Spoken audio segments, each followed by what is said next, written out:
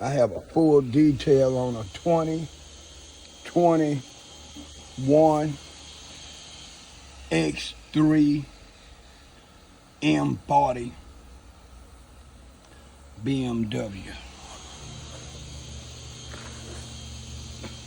This car is gonna go tomorrow around 4. So I told the salesman, which is a good friend of mine, that if he gave me the 4 o'clock, I would do this car even if I have to come in early tomorrow, like around 8, which I will have to do that. This car gonna need a lot of work, but I'm gonna make up my time on the exterior because of the color. But the interior is definitely gonna work me good. Look at that. This car is to my benefit to do, because I'm making money off this car more than what I normally would make to do a used car. So I have no problems. If I could work it into my schedule and it's gonna be a pay increase for me to do it, I have no problem doing it.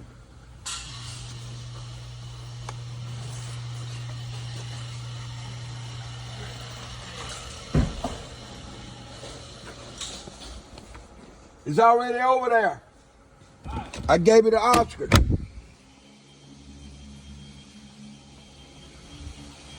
All right. Got a lot of work ahead of me. I'm gonna start out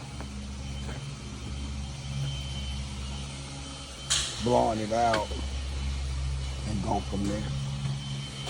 This is EJ, the automotive detailing innovator, signing off.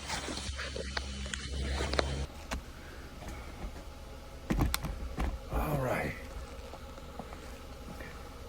Time me to get it. I'm prepping the motor.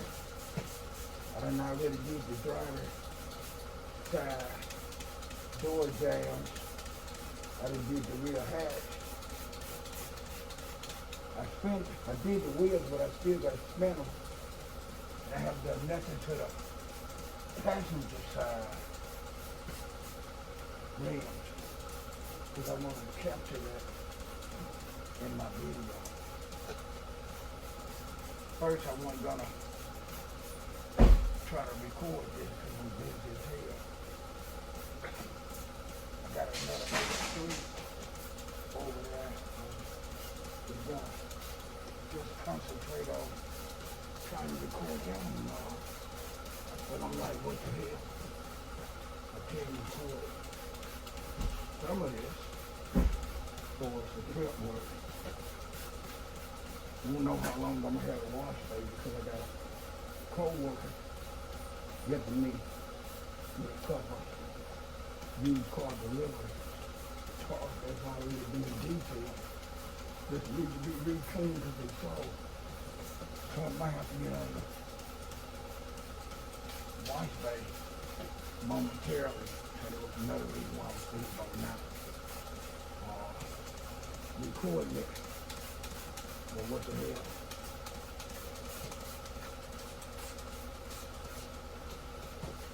Brian, you let me know when you get ready. I'll pull this out of the way. What all I don't do today, I can do in the morning. I wouldn't mind staying late, but I don't know what the weather's gonna be like for me slipping up and falling.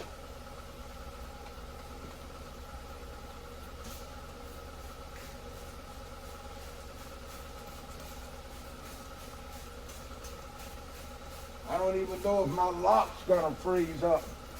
But they shouldn't freeze up tomorrow, because tomorrow it should get in the 30s. If they correct about their weather prediction. So hopefully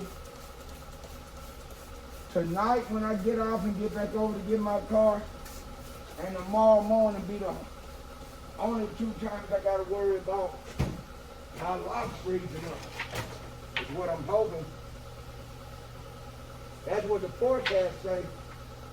Tonight supposed to be another cold night after that.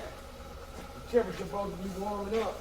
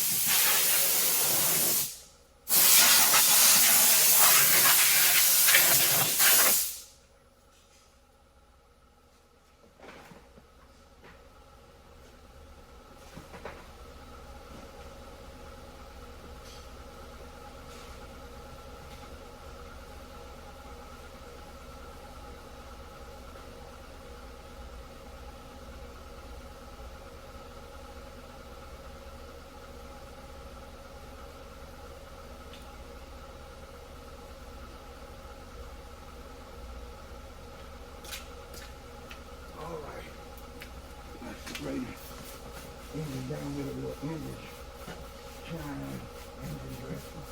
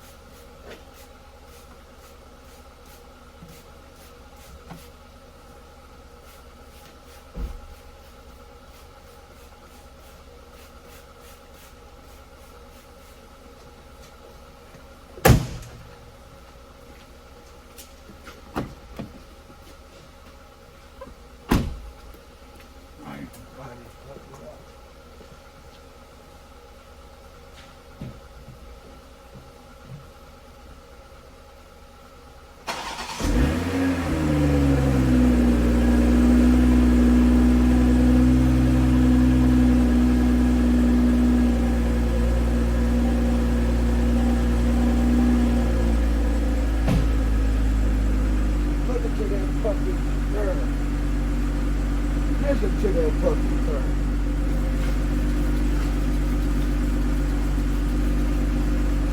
The way I do my motors might be kind of unorthodox. But I can't remember the last time I had a car that didn't start up after I did the motor. When I had my detail business, I was doing the undercarriage of people, cars if they wanted. If they had an oil leak and they were trying to figure out where the oil leak was coming from, or they just wanted to get the access to oil with it underneath their car. I had ramps that you could drive a car up, had a car tilted just like this. Pressure wash underneath the whole car undercarriage. I charge additional for it. When I'm ready, I get the fender wheel, all the fender wheel too. And I even pressure wash it. Green.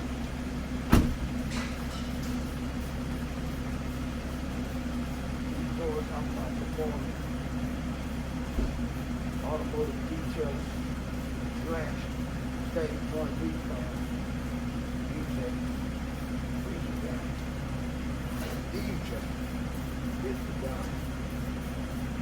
I was more than affordable, and I was good at everything I said I could do. I even painted engine compartments back, take that all off, paid it back. If it was Ford, I painted Ford blue or red Chevy. It didn't matter. And back in the rear vent when the speakers went, with my lines, I want to do my legs like this, I can do that too.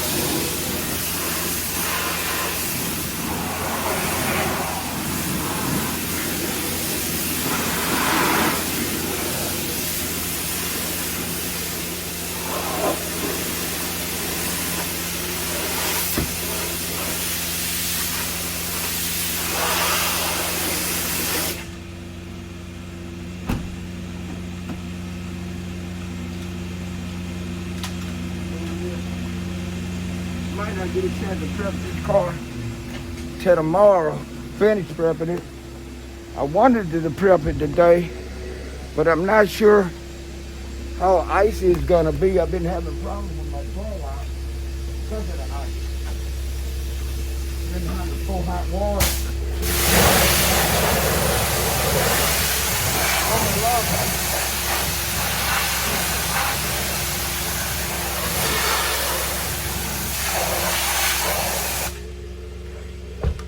Stop for now.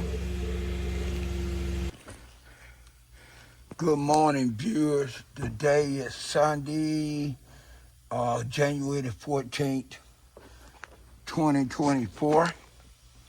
I'm at BMW dealership, and I prepped this car yesterday. I stayed a little later than normal to prep this car.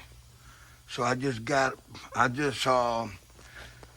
the hood because I just recently got here about 20 minutes ago.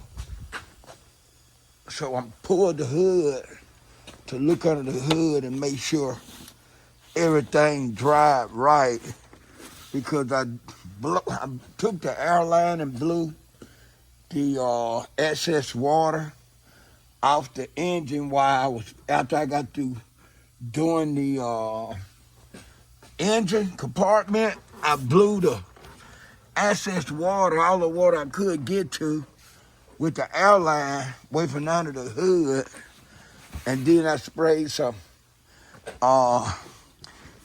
engine dressing lightly over the engine compartment. So the first thing I did when I got here was to pull the hood and make sure it dried evenly, because sometimes if an engine is still kind of damp towards the engine compartments or engine components, like all this black trim you see underneath this hood, it'll dry spotty. So I'm just taking care of some areas that look kind of spotty to me.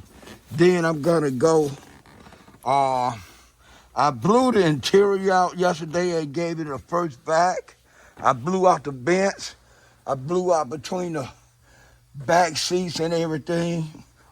And I'm gonna show you what I'm talking about.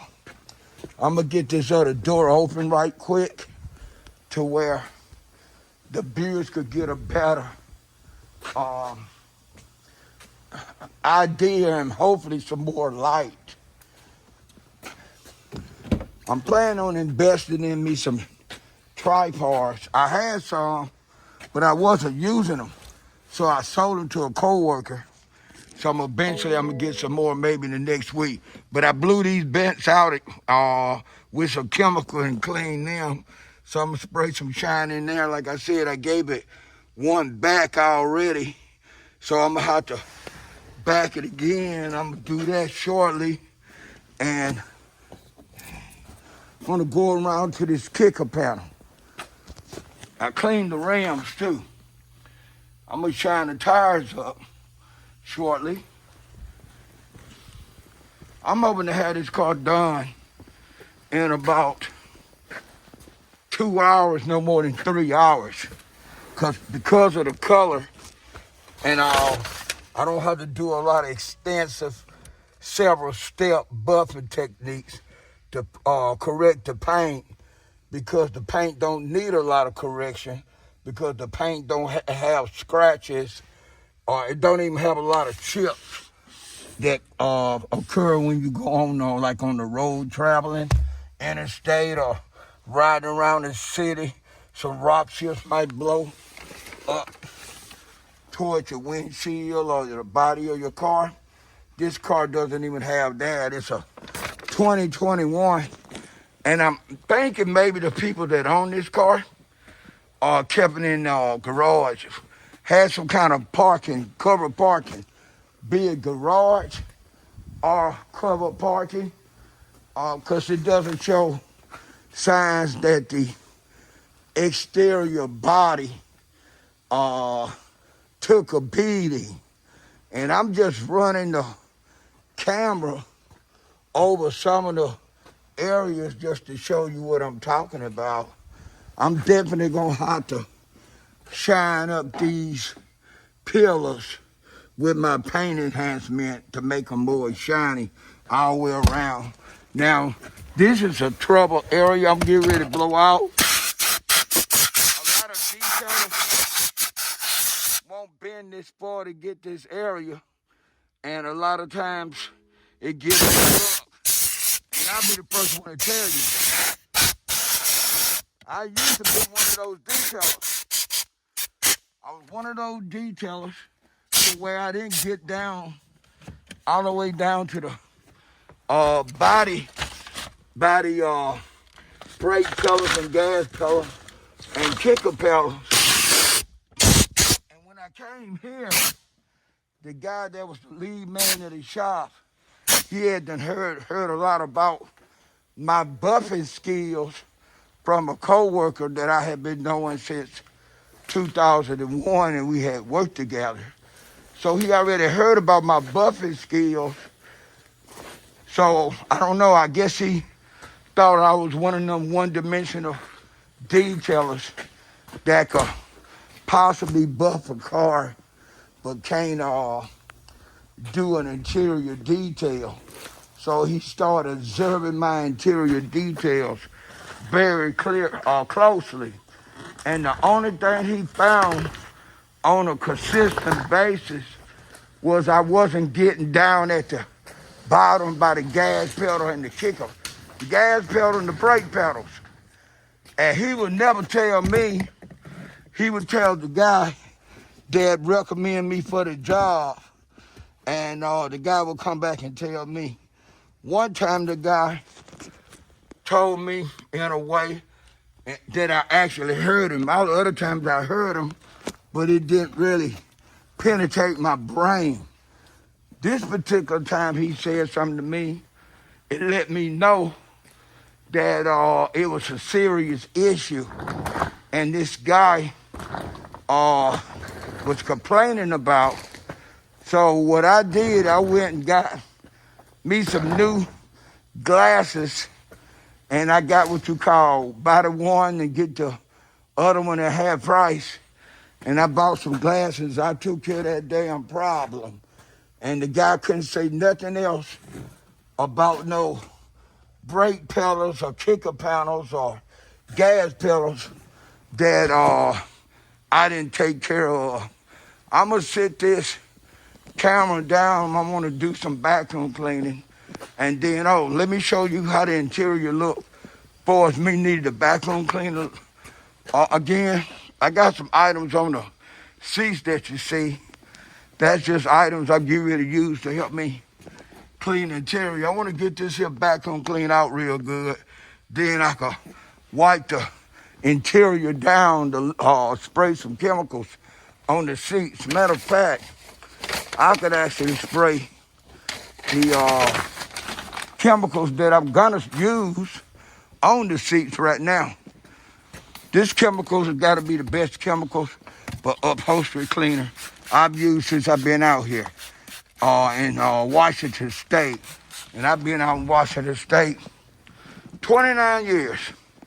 And this is the best air cleaner or interior cleaner I've used.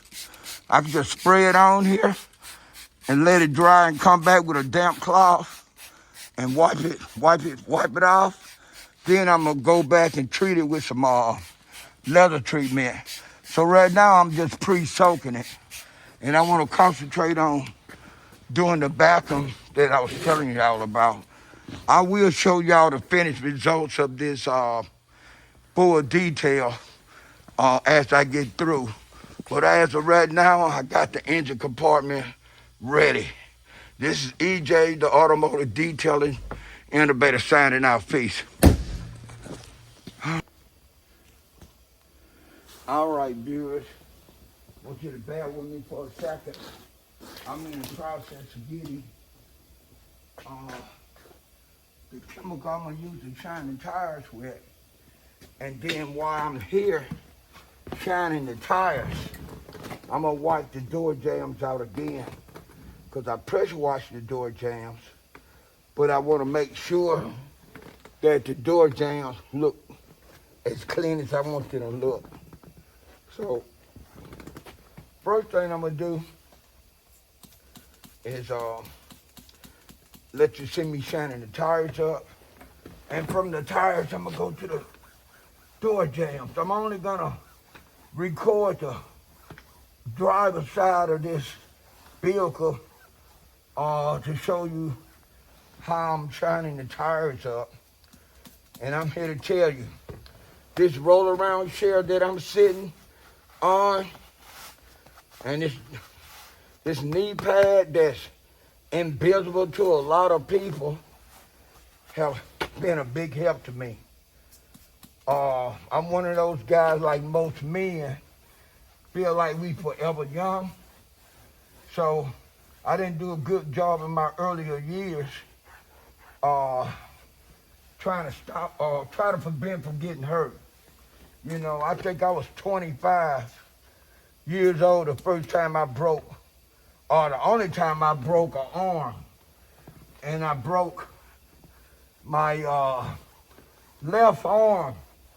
I didn't know how much my right arm depended on my left arm until I broke my left arm. And that damn left arm was a big support to that right arm. And at the time, I was married. I had 2 kids that was 13 months apart. So it was difficult trying to pick them both up at the same time with a broken arm. I got around to where I could do it, but not at first. And do all the horse chores I was doing before I broke my arm. It was difficult trying to do all that. And for his fingers, I done broke all my fingers. All 9 of my fingers, no, excuse me, all 8 of my fingers have been broke at one time or another. I never broke my thumb, but I have broken my fingers. My fingers got broken because I fought a lot. Growing up in the hood, this was times before a person picked up a gun. And a lot of times they wouldn't even pick up a knife. I'm talking about old-fashioned knuckle, like a boxer, but without boxing gloves on. And that's how we settled our problems, was with our fists. So growing up, I would say by the time I was 21, I had them broken all my fingers. All right, I got that one tire shined up to show you. And so now, like I said, this left hand has been a real big benefit for me. I actually wish I could have been one of those kids born that could use both hands, as you know, as well as the left as well as the right. That would have been nice. My son, my only blood-related son, he was born left-handed. And it took me a minute to realize he was left-handed. Every time I hand something to him with my right hand, he would use his left hand to reach for it and take it. Okay, since I'm sitting down, I'm gonna show y'all a shot of how the kicker panels and the brake pedals and the gas pedal look after I clean them. All right, now I'm doing, like I said, I got the door open and I'm gonna wipe the door jambs out. So once I realized my son was left-handed, I didn't like that. I'm not even sure if my mother gave birth to a left-handed son or not. I think all my brothers are right-handed. And to some people, that's not a real big deal. I just didn't like the idea my son was left-handed. So every time he reached for something with his left hand, I wouldn't give it to him. I would just look at him and shake my head like no. And he got to the point when he realized I was only giving to him with his right hand extended out to accept it. Then he started reaching with his right hand. And as time went on, I would say he was came to visit me in Washington State, stayed with me for about 8 months. And he liked to write like I like to write. So he was sitting in the living room writing. I was sitting in the living room writing. Matter of fact, we was right across from each other. And I watched him write with his right hand. And I guess his right hand got tired of writing because we must have been writing over an hour already, him and I. He switched hands and started using his left hand. And I'm like, I'll be damned. This boy could use both his hands. And I asked him, I say, how long you been using both of your hands? And he told me, Dad, I don't know, but I would have to say I was a baby. And I said, man, that's ironic because you were born left-handed. And I told him what I did to try to help him be right-handed. I didn't even know it was gonna work. I just knew I wasn't gonna give him nothing from my hand. I wasn't gonna use my right hand to hand him nothing in his left hand. And I guess somewhere down the line he became to where he could use both hands. They got a word for it, and I don't know if I'm gonna pronounce it right, especially with my southern dialogue or dial tone, anorestic or something like that. That's my son. He could use both hands, and he told me when he boxed, he could box with both hands, and he had just as much knockout power in the right than he had in the left. Kind of remind me of Mike Tyson. Back in Mike Prime, he could knock you out with one or either hand, well, not hand, but either fist.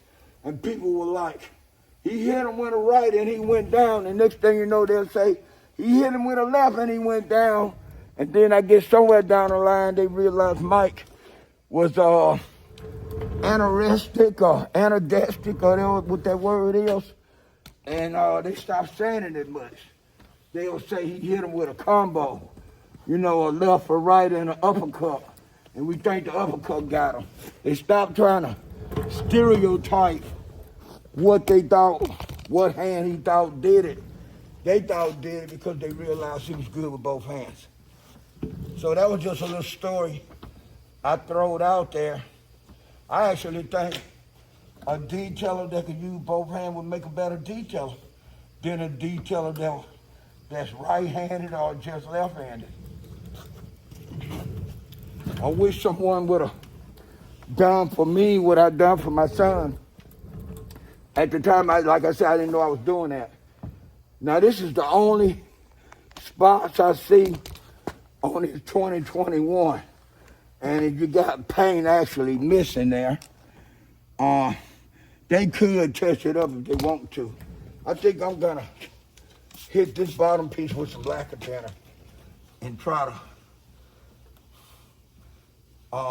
get off that color and buff that little bottom piece. Even though I know it went into the paint, I'm still gonna hit it with lacquer and run the buff over it, see if I can make it look better. Now, like I said, I did this car after hours, and sometimes when you're doing something after hours, you miss things, or sometimes when a car is not completely dry, and you leave and come back the next day, if you still have possession of that car, you'll see stuff that you didn't see. A lot of times things like dirt and grease or things of that nature leak wasn't under the car or come out of the seams after the car had an opportunity to dry. Now, this is one of the cars that I like doing. I like doing this car the most because it had an opportunity to dry overnight. This car done had 12 hours to sit right where it's been sitting. So any water that was in this car, other than the little places under the hood I saw water, it's gone. And it's natural because under the hood have more moving compartments. So it's only natural for that to hold a little bit more water. See how I'm hitting these door jambs as I go? I do it like that because I did already pressure wash them out and I'm shining the tires, so to keep from having to wipe them out during the time I'm treating the leather or during the time I was trying to clean the seats, clean the leather seats. It's just best for me while I'm shining my tires up. It's to check the door jambs out. Make sure I got the door jambs real good. Now, I'll be the first person to tell you, anybody, that I'm kind of orthodox when it comes down to detailing.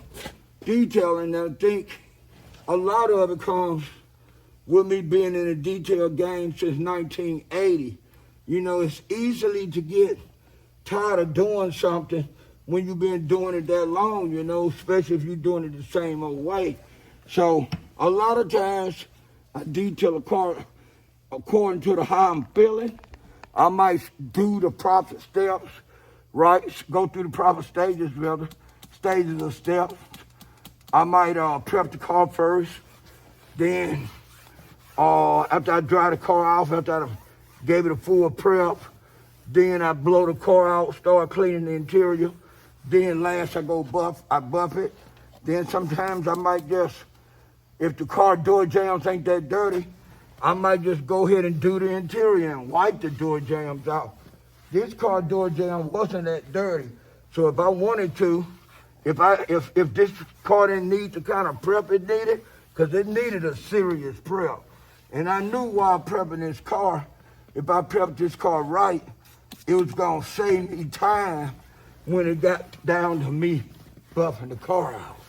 Because I spent more time in the wash bay performing the prep job.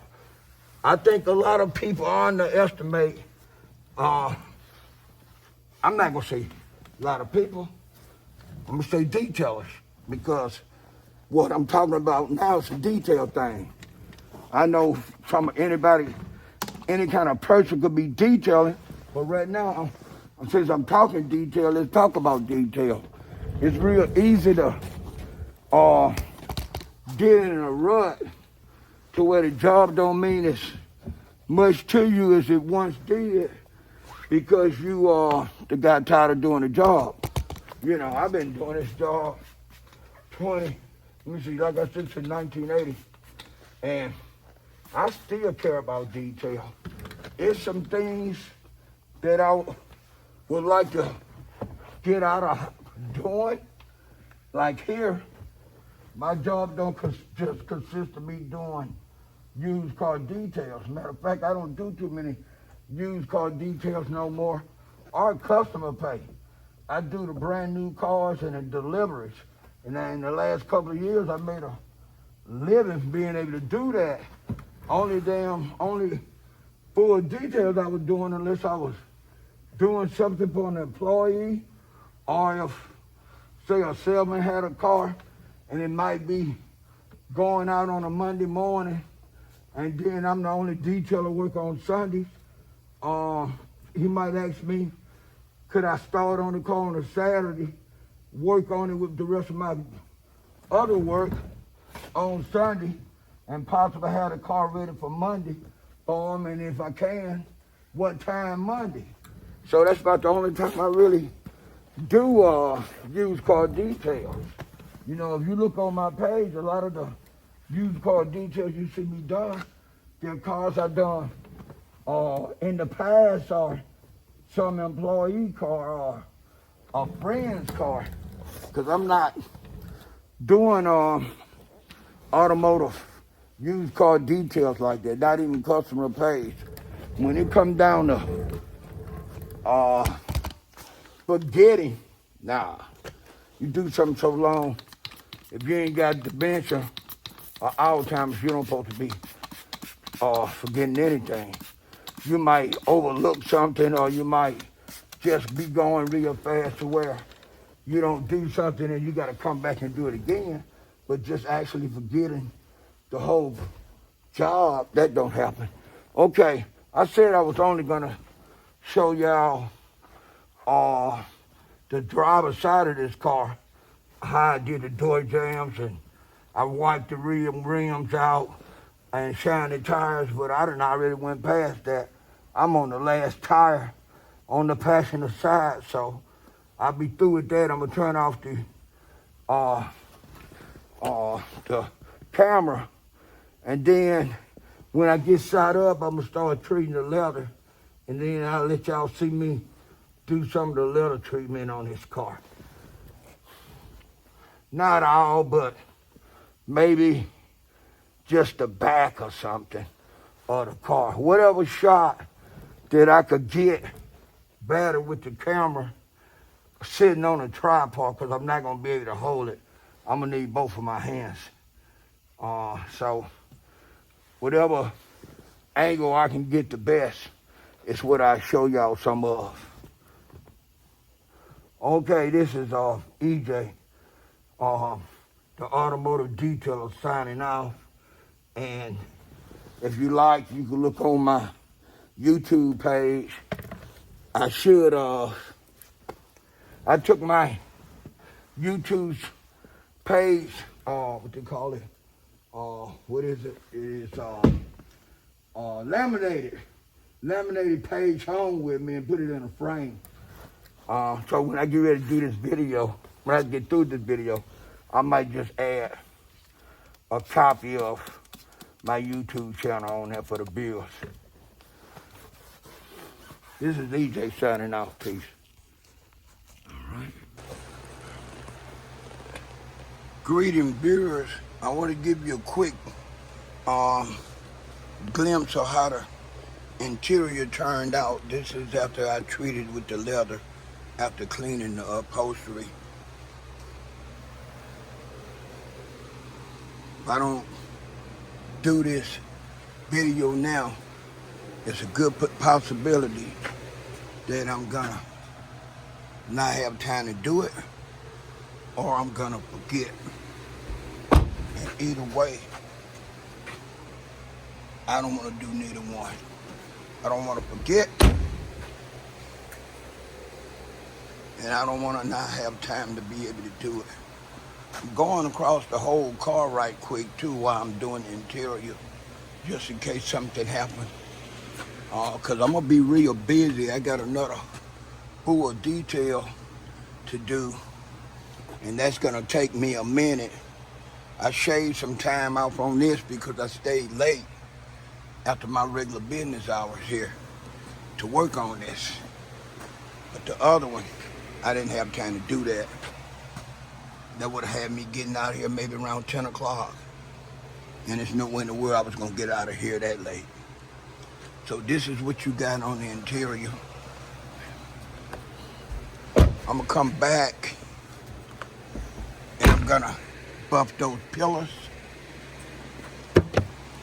And I'm gonna do the hood and the front fenders.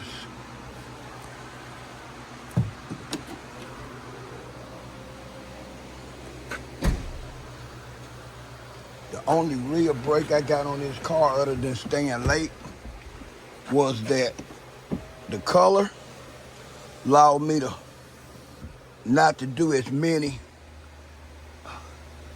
steps for its paint correction that I normally have to do on a dark color car. Now this other car that I'm gonna do, it's one of those charcoal blacks. I don't know what they call it, the actual color. I don't know what BMW called it. I just know that it's gonna needs some buffing, and the interior is kind of trashed out too. This is EJ, the automotive detailing innovator. I'm about to get ready to sign off. Peace.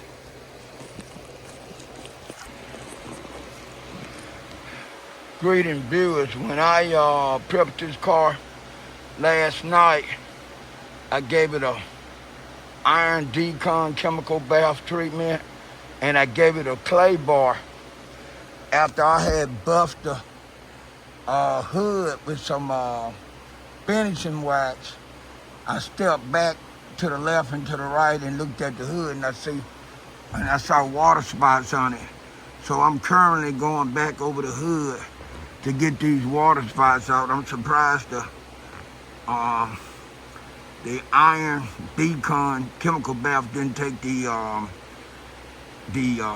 water spots out. I'm glad that I saw it, because across the street where the cars get delivered at, the delivery module has better lighting than what detail has. So if I could see it over here, they definitely would have seen it over there. So far, it's coming along fine. I could barely see them, so I'm gonna continue to buff and look at different angles. And after that, I do the windows and it'll be ready to go. Let's see. I'm moving around with all these different angles. Okay. I see some right here where you see me putting the cutting cream at. I need to get that little area. And right here. This is EJ signing off. Peace.